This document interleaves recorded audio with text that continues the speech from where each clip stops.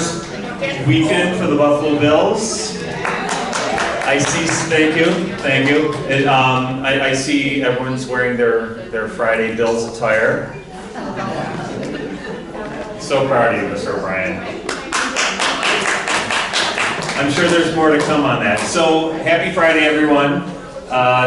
I don't have much. I do have an MVP announcement. So, I would like to read the nomination form. So, for anyone who's new to Fox Run, and I feel like I say this every time I do one of these, oh, now I'm told I can't say anything yet because our recipient isn't here yet. So, let's switch gears and we'll have Melissa do announcements first. Thank you. Thank you. Good morning, everyone. The Resident Council is looking for one more candidate to run. The Resident Council currently has 4 nominees and would like at least one more. The term begins January 2025 and runs for 3 years. Please see Judy Wiedemann if you are interested. And also, the Resident Council would like to invite all of you to meet the candidates after coffee hour on Friday, October 4th, right here in the Maloney Center. So October 4th, right after coffee hour, the candidates will be here for a little meet and greet session. The flu vaccine clinic will be held here at Fox Run on Wednesday, September 25th from 9 a.m. until 3 p.m. Appointments are required. So if you haven't already, please see Lori Gercio, where she will have you just fill out the request form that you are interested, and she will need a copy of your health insurance card. Today at 10:30, out by the flagpole, we're going to have a petting zoo. So everyone, all the health center folks are going to be coming out, and all of the independent folks too. So come on out to the flagpole after coffee hour this morning for the petting zoo. And Michelle Birmingham has an announcement. Michelle.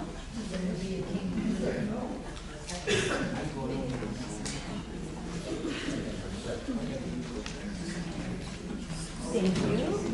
Good morning, everybody. Good morning. I have a couple of quick announcements. This Monday at 2:30 at the Flagpole Garden, the mums will be ready for the mum sale. I know, wow, Mr. O'Brien, you've outdone yourself today. I just saw you, so everyone, please. Sorry, I regress. The mum sale starts on Monday. Mums will be ready at 2:30 to pick them up, and you can pay for them now or over the weekend, and they are first come, first serve. So please help yourself to those. And then on Thursday, the 12th, we have our Fall Farmers Market. We've got lots of new vendors, and we have a brand new food truck coming, Briskets Love Barbecue. So that should be good, and I don't really trust the weather, but right now it does look like it's going to be decent weather, so that's really exciting. And then that Thursday evening, the 19th, we won't have a coffee hour between now and then, but that is when we are going to have the art opening for the Weavers Guild of Buffalo, which is the show that is now currently in the gallery. And this is their 55th anniversary show, so please come on down. Thanks so much.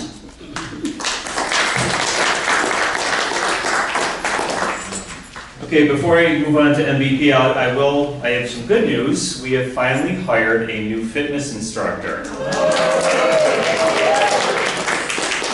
His name is Matthew. I was just checking my phone to see what his last name is. He doesn't have one. Just keep it at that. He will be starting. Wallace. What is it? Is it Nat Wallace? No. As Matt's grabbing goodies over there, poor guy. It is definitely not Matt Wallace. So Matthew will be starting. I don't know if he goes by Matt or Matthew. I just met him myself. Pierre and Allison have been able to speak to a number of candidates, and this gentleman is very excited. And he has quite a bit of experience, personal training experience, so I think he'll be a good fit. But he's going to learn along the way.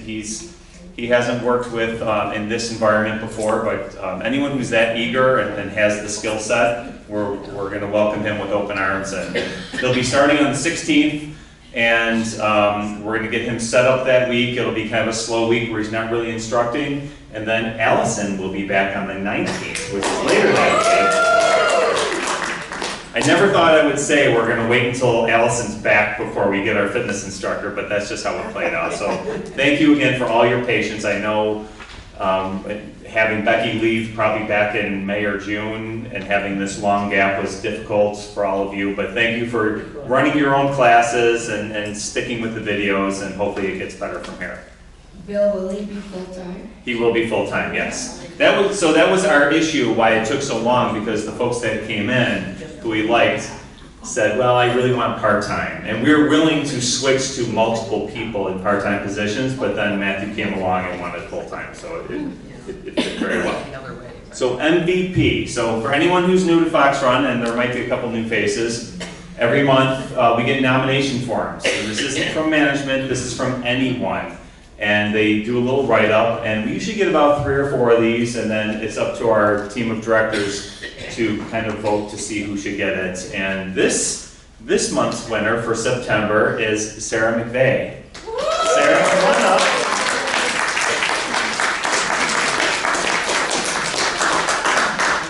So if anyone doesn't know Sarah, Sarah is one of our pioneer employees. Sarah started as a CNA back when our health center opened in February of 2008, and worked as a CNA for a long time, and is our scheduling coordinator. And that's not an easy job, I can tell you. When folks call in sick, or we change shifts from 8-hour shifts to 13-hour shifts, it's a lot, and it's more than a full-time job, and that's what Sarah's doing right now. But here's the form, and the nomination came from Erica Miranda, who's our social worker up in skilled nursing. And Erica said, I would like to nominate Sarah McVeigh. She's always willing to help out whenever or wherever. Sarah has a great heart and shows compassion and caring to all those she encounters, whether it's staff, family, or residents. I feel she goes above and beyond each day. In March, she helped me look for a hearing aid, searching through garbage. Searching for a hearing aid in the garbage and soiled utility room.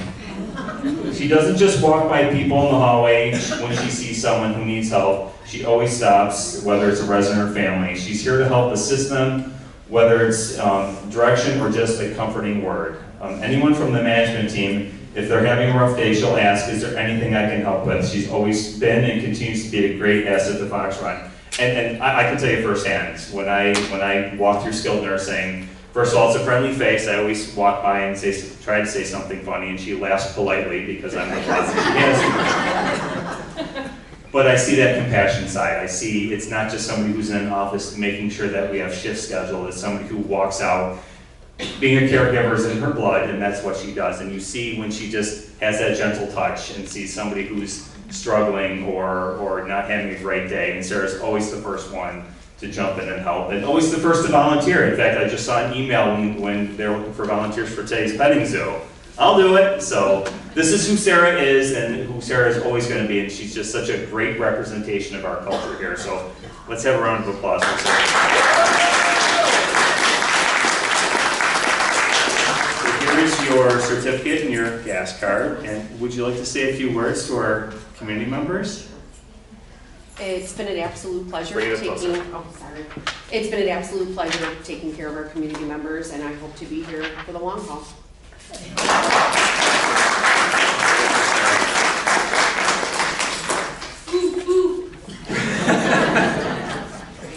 Okay, any resident announcements before we move on to our speaker? Yes, Marja.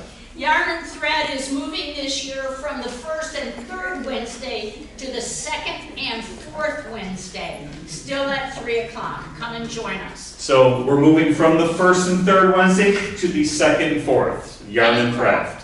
Pardon? Any craft. Any craft. Any other announcements? Mr. O'Brien. I'd just like to give a shout out to anyone that had a garden and was kind enough to leave stuff in front of the store regularly. Thank you. Thank you. Oh, thank you. So anyone who's left their vegetables in front of our gift shop, thank you very much. I know I've had some, I've been the benefactor of some cherry tomatoes, and they were delicious. Any other resident announcements?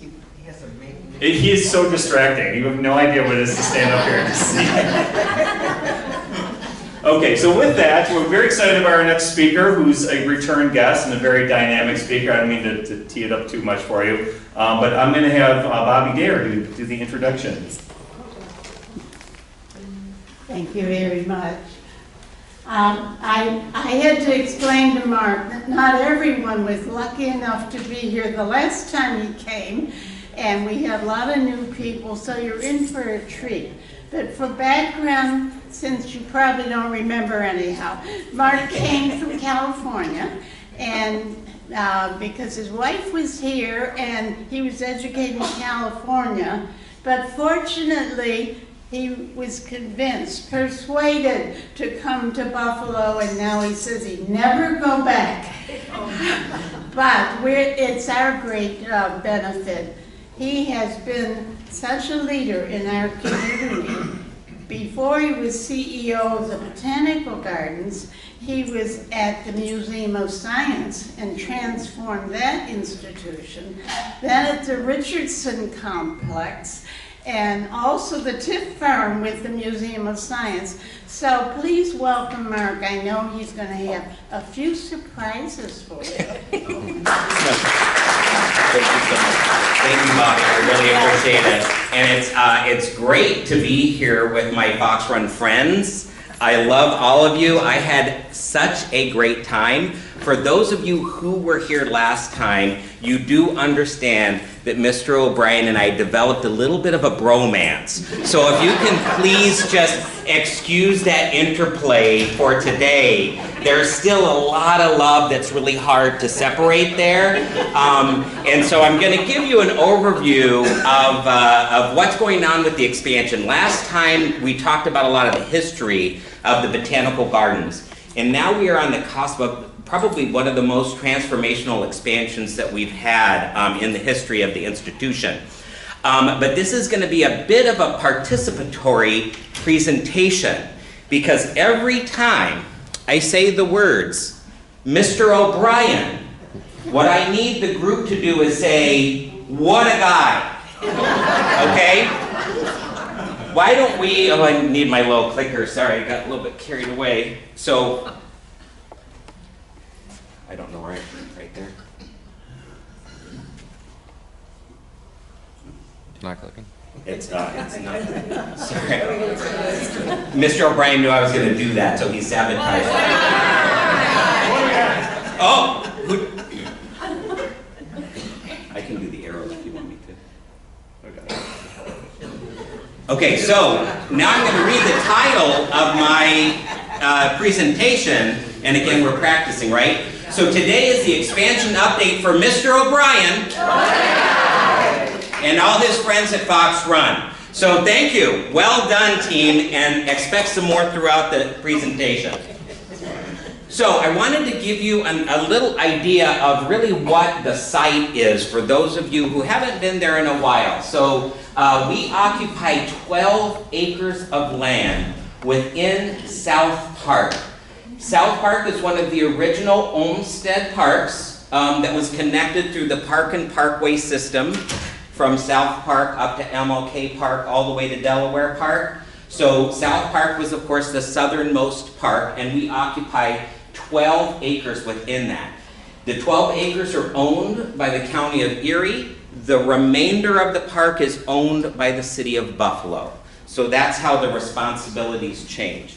Hopefully I can do this. Okay. So this is the site as it exists today. And you see we have our main historic conservatory.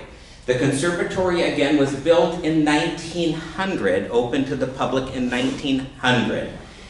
The significance of the building, it's a very architecturally significant building because it was built by the company Lord and Burnham, who built historic conservatories across the world and many throughout Europe. This three-dome conservatory structure that we have there are just about 12 left in the United States. One of those being right here in our little Western New York. So I'm a big champion, and Bobby had mentioned I would never go back to California for a variety of reasons. But I really love being here. We have so many wonderful assets and resources that I just really love promoting and celebrating.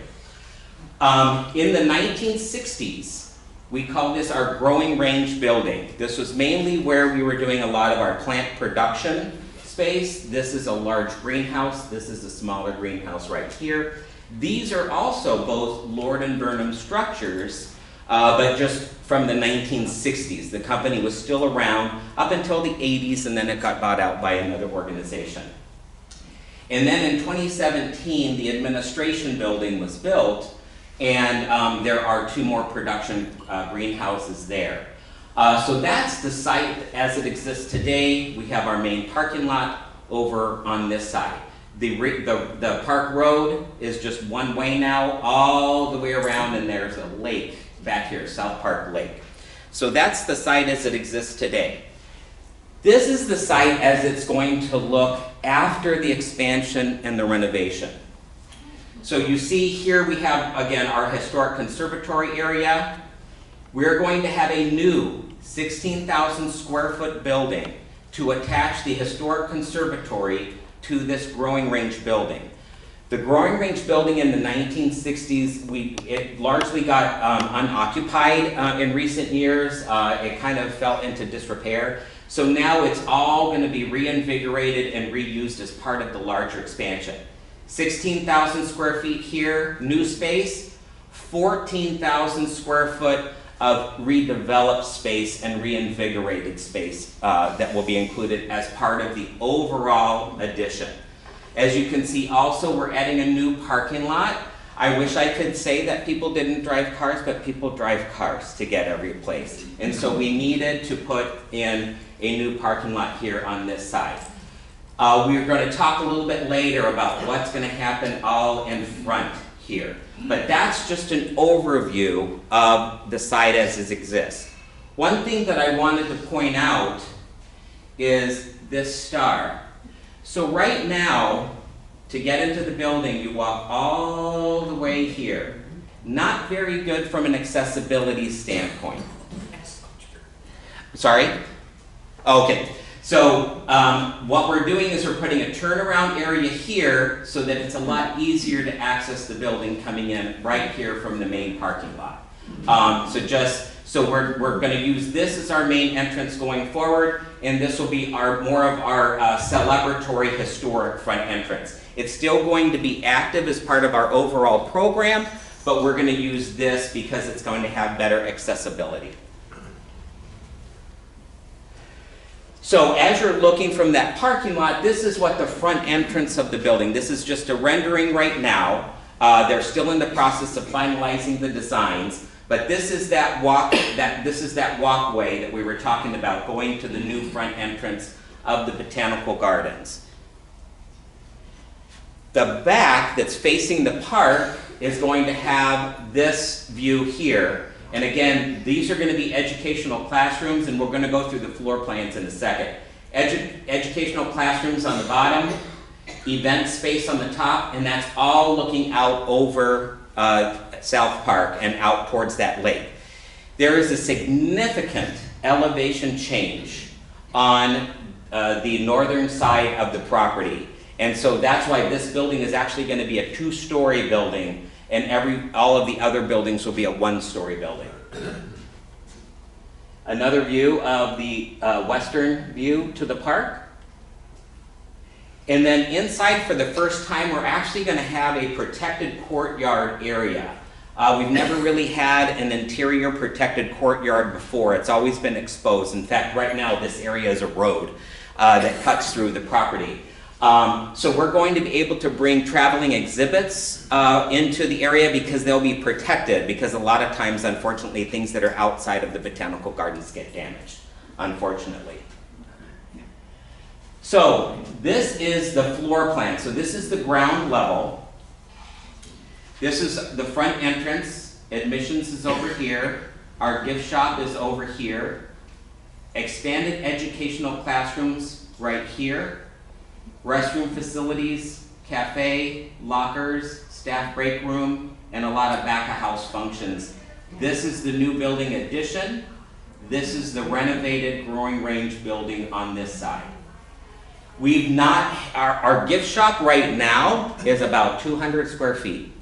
So this is going to be a much more expanded gift shop, really to help with the financial sustainability of the organization. Our classrooms actually are pretty much non-existent right now. We use a community room that isn't air conditioned for our school group visits right now. And so now we're going to have 2 properly sized education classrooms that are air conditioned to use for the purpose for which they're going to be used.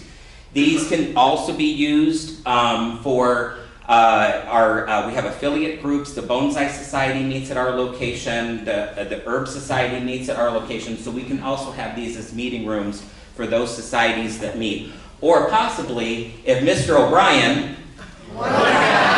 wanted to have a birthday party, he could have his birthday party right here. So everybody expect an invitation in the mail soon.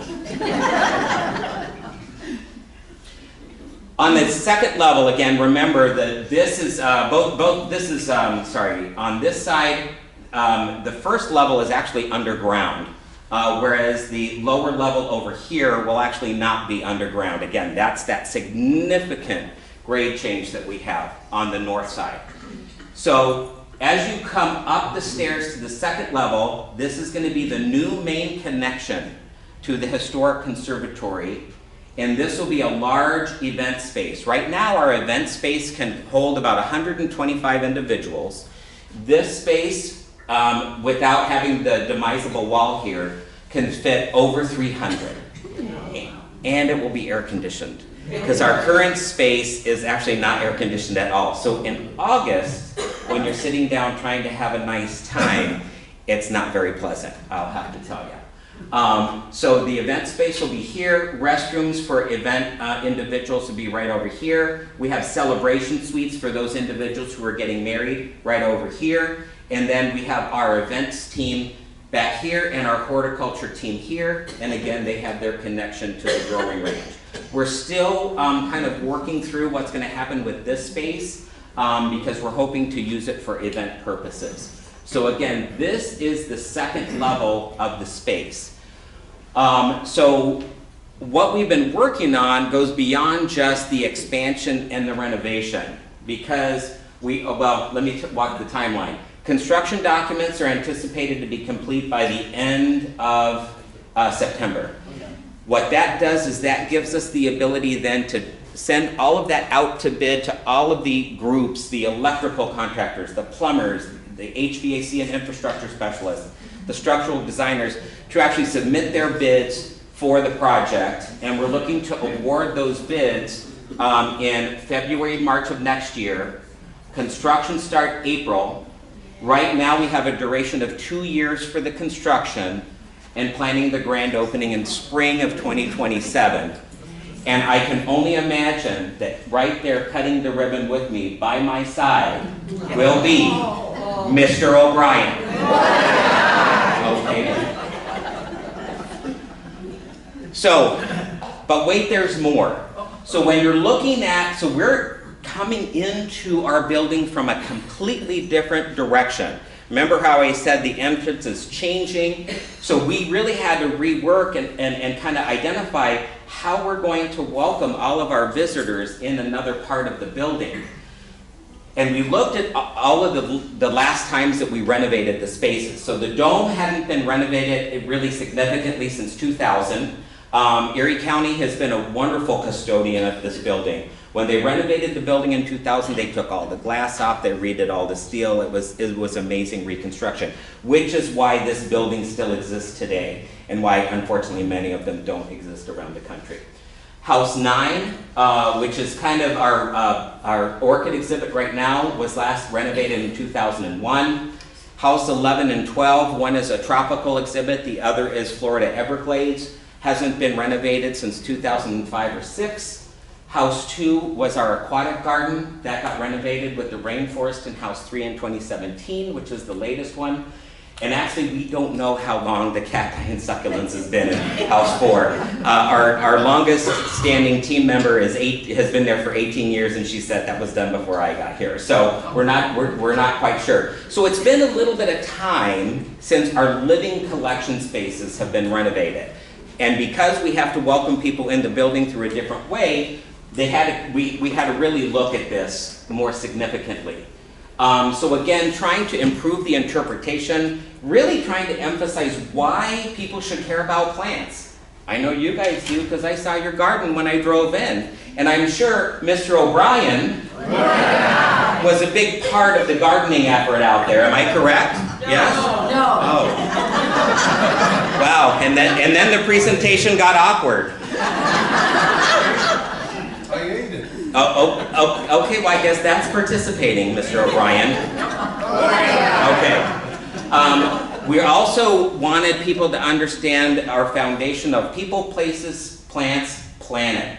Because we want to talk about plants and why they're so significant in the places that they exist, the people they support, and then finally, like many of our other botanical gardens colleagues around the nation and around the world, many of our botanical gardens colleagues really focus on sustainability and what that means to keep the planet going. So we're also going to incorporate a lot of that as we move forward. So in looking at our living collection exhibits, lots of changes that are going to happen. So this is in addition with all the construction, which is why I haven't been able to spend as much time with you, Mr. O'Brien. So I just wanted you to know, I appreciate your support on this. So we have the edible plants being completely redone in this coming fall. And when I mean completely redone, I mean it's completely coming out and something brand new is coming in. We will bring edible plants from around the globe to showcase in that house. We're going to just do a quick refresh in House 11. The Palm Dome is going to be our showcase. Of course, our palms are always going to stay there. They're wonderful, gorgeous, beautiful. But we're also going to incorporate more of our seasonal exhibits there. Our spring show, our poinsettia show, and all of those seasonal shows there. Admissions and gift shop actually had a quick update for right now, and just to kind of make it through until we relocated to the new building. We're going to incorporate our bonsai collection in House 2, which we love our bonsai collection. It's a beautiful collection and really hasn't been showcased the way it should. Orchids and epiphytes, bromeliads are part of the epiphyte family, will come into here, and then we'll also incorporate House 5 into seasonal exhibits. So that's happening just in 24 this coming fall. As we go into 25, more spaces.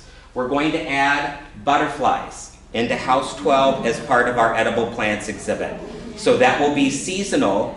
It's very hard to do it year-round just because of our weather, even though the Botanical Gardens is the warmest place in Buffalo during the winter. But we're going to have it from April till approximately September, and that's going to be here in 12. The desert, so desert is currently here. Desert will migrate to House 9, because remember, this is going to be the main entrance area for the new exhibit. So we have to use that to welcome, to orient, to educate, and then to move them into the rest of the building. So this is going to need a transition. That is going to be a big, big project. We're going to re-implement one of our historic collections and recreate the aquatic garden that was featured in the Botanical Gardens for years and years. We're not exactly sure why it disappeared, but we're going to reincorporate it. We're going to do some vertical gardening here in House 7, and then our carnivorous collections also on the other side of House 7. And we're going to renovate our early childhood area, also focusing on a pollinator theme. So that's all going to be in 25. 26. This is again where the building is starting to get closer and closer to being done. So in 26, we're going to incorporate seasonal exhibits as people enter into from the new building, which will not be until 27. We're going to really focus on making sure that this outdoor courtyard, remember I said that's the first time we've had a protected courtyard in our history, that this is just an amazing sensation for sights, sounds, and smells. Greenhouse 8 has actually been largely, again, unfortunately neglected. So we're going to work on getting that completely fixed and renovated. And then right here, our farm garden. I'm not sure if you're aware, but we actually have 2 spaces on our property where we actually grow produce, not just for Mr. O'Brien, but actually for a group called Gerard Place on Bailey Avenue. They support single women family households. They support individuals who are homeless, and they also do community food distributions. So we grow food here in our farm garden and also in a garden outside of our 2 grow houses by our administration building. And we offer all of that produce to them all throughout the spring and summer months. And it's actually been very, very well received. We've been doing that since 2019. But unfortunately, the public can't really see this space. They can only kind of peer in through windows. And so we're going to add a door so actually people can actually walk through and see what we're doing for the community and hopefully inspire a gardener or 2. I know we have plenty of them in the group here today. 2027, the building finally opens. The new expansion finally opens. We have this area transition to seasonal exhibits. This will become more of our history area and micro gardens that really is historically how botanical gardens presented their collections. So we're going to incorporate that in this area. We're also going to upgrade our Peace Garden since all of the disruption will be done back here. So we'll renovate our Peace Garden. And then we're going to start doing upgrades to the front of the property, and I'll talk about that. So by the time 28 comes around, or 27 comes around, luckily all of our renovations to our living collections will be done, and we'll be able to transition into 28. We'll be able to transition, the event space, I don't have the 28 slide. This event space will transition to another living collection area, and that function will move into the new building, because this is where we do events right now. So that's kind of the treadmill that we're on, and it's going to be quite an endeavor, and we have a fantastic team, an energetic team, and you know, it's great to be part of that team to get all of this done. As I was mentioning before, we're going to do a lot of work here in what we're calling the Welcome Garden. So this, as you can see, is acres of just grass, and we want to bring this garden feel. This is the Peace Garden. This is on the south part of our property, and we want to wrap that all around. This is South Park down here. Ridge Road is over here. The Basilica is over here. So as you turn into the property, we want our visitors just to see beautiful, lush, color, plants, enjoyment as they drive in. That's not going to happen in January, okay? I'm not a magician, nor is Mr. O'Brien. Okay, so that's something that we also are going to be doing and incorporating all along, is building this space out. We have to make sure that the plants are kept low. We don't want to do any high hedges. Unfortunately, again, in contemporary society, we have to be careful with those types of things because people live in them. So we have to just keep all the plant material low. So it's very unfortunate. We would probably do very, very different things, but we have to also be sensitive to safety and security of our team and everyone around. Also, we will have a little bit of traffic changes here. This will become a true and proper circle, so people will actually be able to come around. This will become a two-way road so that we can have event spillover and employee parking over here. So this will be two-way. And then this will become, and it is right now, this is all going to be one-way on this side. And this goes to the golf hut that's over in the corner here. And so that will all be striped, and we'll do a lot more signage and everything to help people get directed around the property. There was 28, I just had it in the wrong spot. Okay, so if that wasn't enough for you, We do have one last thing that we are doing at the Botanical Gardens. We're having Mr. O'Brien. We're having Mr. O'Brien Day at the Botanical Gardens in January of 2025. I have organized that with your team. That will be a special tour of all of these spaces with myself and my colleagues. So I want to make sure that all of you have plenty of time to get excited. And I know it's exciting enough that Mr. O'Brien is going to be there, but this is Mr. O'Brien Day at the Botanical Gardens in January of 2025. Okay. Yes, Mr. O'Brien. Is we unveiling the statue that day? Well, the statue was supposed to be a surprise for everyone, Mr. O'Brien. So I guess we won't be, because you just spoiled it. It was actually going to be a statue with him in that exact outfit. Oh, boy. So anyway, and actually, it's not a joke. This is serious. I'm welcoming the group to enjoy a tour of the Botanical Gardens. I'm hoping, like Melissa, that the weather cooperates and that we can have an enjoyable time both inside and outside the gardens. And that way I can show you and walk you through. It's very hard sometimes in trying to demonstrate these things when you're looking at a schematic. This will give me the opportunity to kind of take you through each one of our living collection spaces. And of course, we'll give you plenty of personal time with myself and Mr. O'Brien. There we go. That is all I have today, and I'm ready to take questions, and I have to remember that I need to repeat the question. How many people does it take to run the botanical? How many people does it take to run the Botanical Gardens? Right now, we have about, I call them FTEs, full-time equivalents.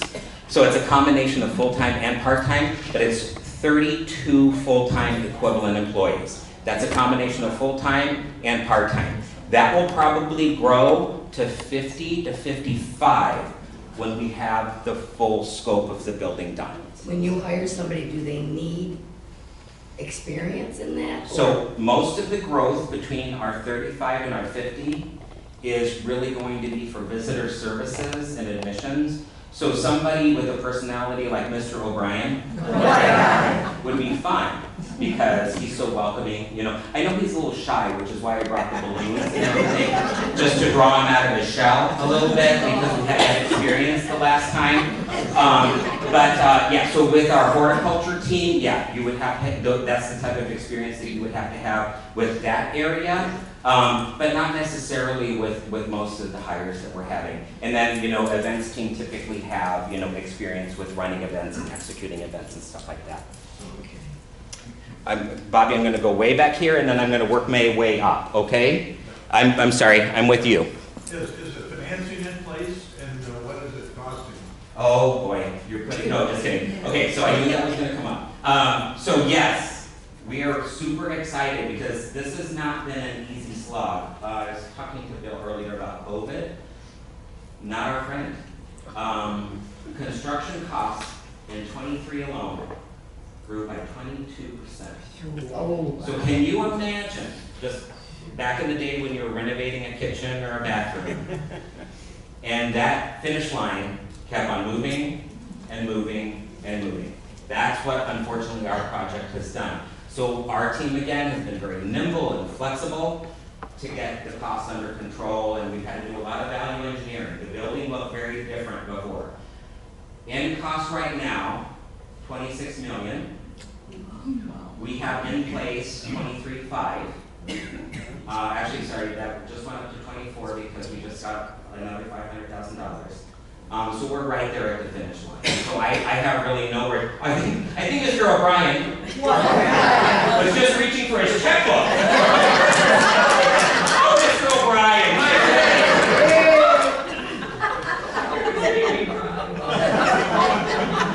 so yeah, so we're extremely fortunate, and we know that, and we don't take it for granted because we know that there's a lot of other projects in West New York that have actually had to stop. So we're very thank you. We're very humbled by that. I think you were next. Yes. What I wanted to know is, looking at that, are you coming in on the ground floor, or will there be an elevator to get in? Yep, hold on just a quick second. Let me see what I can do. We were just talking about the orientation coming into the building. Just trying to go back here. Okay, so this, let me just click back a couple more,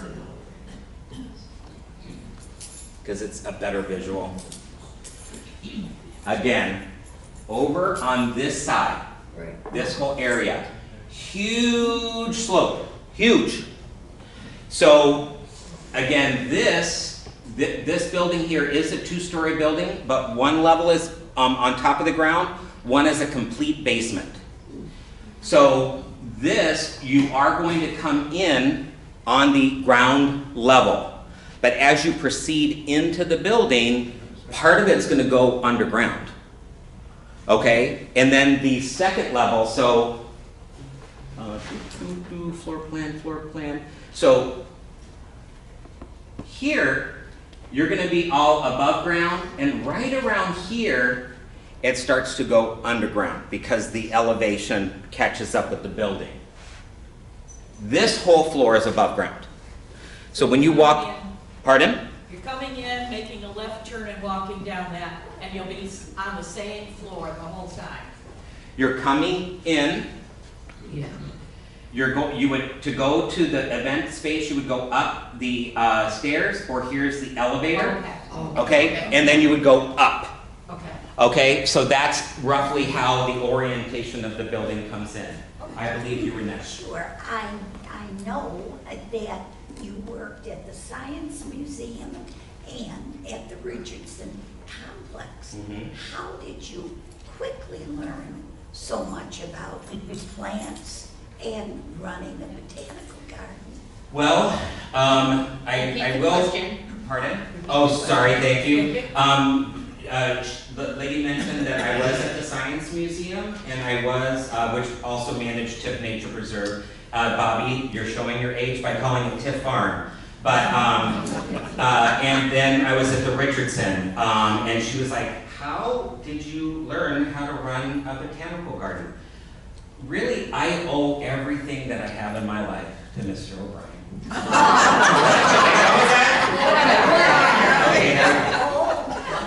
So no, I will have to say, so to be like a true horticulturalist, I am not a horticulturalist, okay? I just play one on television. But really, with any business, so my background is business. I have a finance degree, I have a master's in business administration. So I know the business side, and I learn as I go along on the actual programming side with my horticulturalist and everything like that.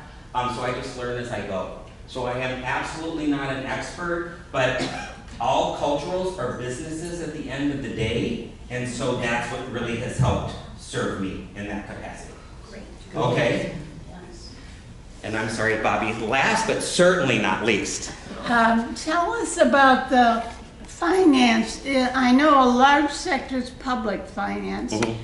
What about the private sector, and do you have endowment funds, et cetera, et cetera? Yeah, okay, great. So, excellent question, Bobby. Bobby's asking just about the overall finances of the botanical gardens, I think from a project perspective, but I don't mind sharing with you from an overall perspective. So the financing of the capital project, the $26 million capital project, definitely has used a lot of public money. We wouldn't be able to do this without public funds. Our private fundraising through foundations and individuals right now is about $6.5 million. And we're also anticipating that that's where a bit of the chunk is going to come at the end. However, fundraising and philanthropy and everything like that, even just during the time that I started at the Science Museum in 2008, it's changed dramatically. COVID, again, did not help that. We are finding that even to try to get sponsors for our exhibits, very, very hard. Corporate America has been hit very, very hard by COVID and many, many other things. They're pulling back. They're laying off people. I mean, again, we kind of go back to the business. That's all part of the business because we're subject to the economy just like everyone else. We can't outprice ourselves from the market. We're trying to add admissions incentives, things of that nature. So from an overall standpoint, we have to develop opportunities that provide earned income. And so that's why you see us adding the large gift shop here, these educational classrooms, and then on the second level, the event space. All of that is new earned income to support the financial sustainability, and the hope is, Bobby, to build an endowment. So we become a very self-sufficient organization. So that's the goal. That if I can retire if I achieve that. Yes, sir. My question is, how much of this has been approved and what planning board are you working with? So what's interesting with that is the county, because the County of Erie is the property owner, the County of Erie becomes the permitting authority. So we did have to go through the SHPO process. Sorry, I'm using acronyms. State Historic Preservation Office. I'm sure you know that acronym. State, yeah, Mr. O'Brien. That's two. Oh, he whispered that to you? That's so SHPO, again, because we're a historic building, any building over 50 years old is considered a historic building.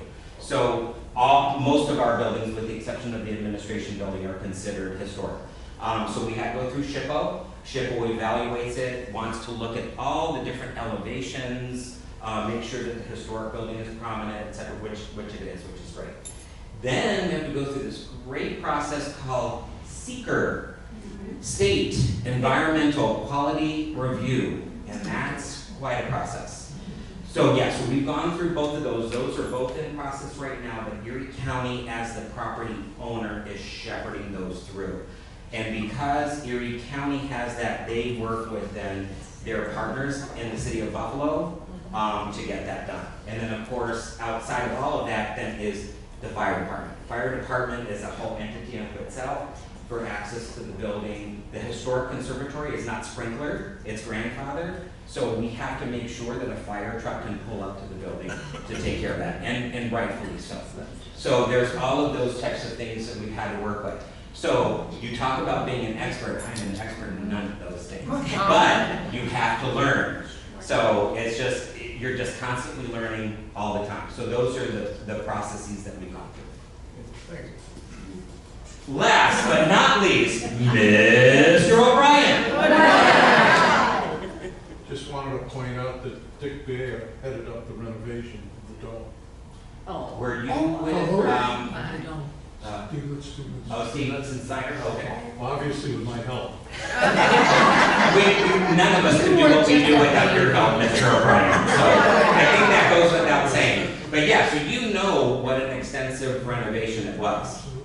Yeah, so again, when Erie County took that on and had their construction partners, they took down every piece of the dome. All the metal was taken down, all the glass was taken down. It was all, I mean, every piece was reworked, which is again the only reason why this building is still standing today, is because they are such great custodians and they understand and appreciate the architecture. Yes? You sound very happy in this position. I love this. I don't know, I'm a pretty happy. All of them, this is the one you love. So let me, I can't say that I have a favorite, which is what I tell my kids. Even though I do, but let's say, so I get fulfilled by leaving an organization in better shape than when I got there. And I was able to do that at the Science Museum. I was able to do that at TIFT. I was able to do that at the Richardson. And I know I'm going to be able to do that here at the Botanical Gardens. That's what, when my kids were in second grade, their teacher would say, well, fill somebody's bucket. That was the thing that they did. That's what fills my bucket. So that's what keeps me going each day. That's what I love. It's just, I know that it's going to be in better shape when I leave than when I got there.